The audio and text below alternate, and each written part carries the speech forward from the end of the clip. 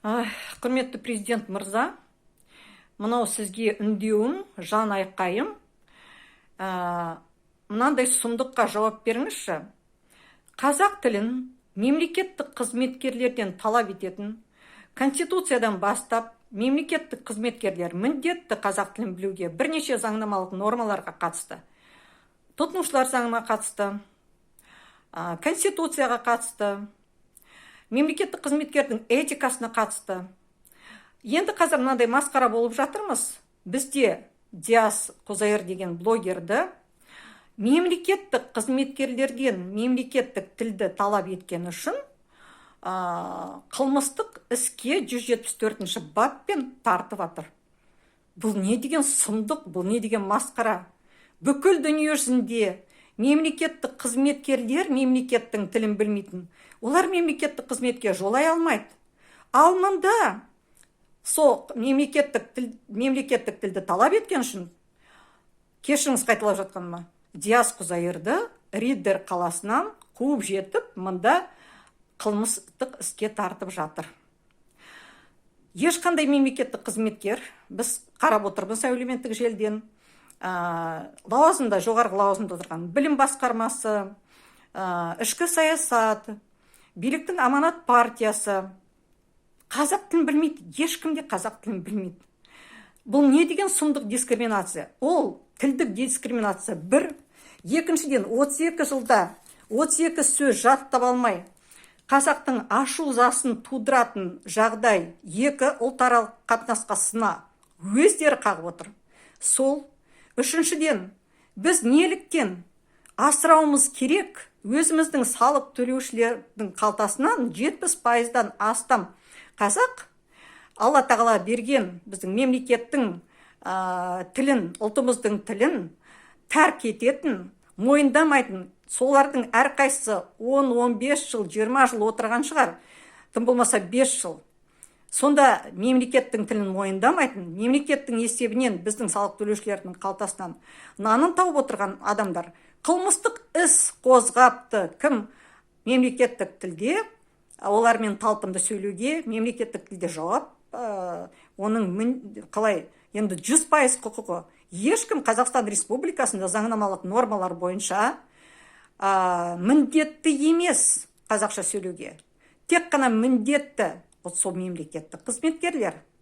Сосын сервис. Енді былай да алсаң, біз тұтынушымыз сервис бойынша, и былай да олар мемлекеттік қызметкерлер. Қай бетімен Диасты қудалап келді? Қасым-Жомарт мырза, мен ойлаймын, басты кінәлі мында сізсіз деп. Өйткені сіз бір Ресейдегі жиында ма бір жерде айттыңыз, 23-ші жылды орыс тілі деп жариялаймыз деп. Кешіріңіз, қай бетіңізбен сіз айттыңыз? Орыс тілді Мазақстанда, біздің Павлодарда ешқашан қазақ тілінде қызмет ала алмайсың. Алсаң тек қана жанжалмен, сұраныспен аласың. Жоқ қызмет қазақ тілінде. Заңда жазылып тұр, бәрлік ақпаратты жеткізуге міндетті, тұтынушылар заңы жаңағы 2010 жылға. Соған қол қойылған заң қазақ тілінде қызмет көрсетуге, содан кейін ғана орыс тілінде. Бізде мемлекеттік тіл біреу-ақ, бірінші қазақ тілінде. Бірақ та оған түкірген мемлекетпіз.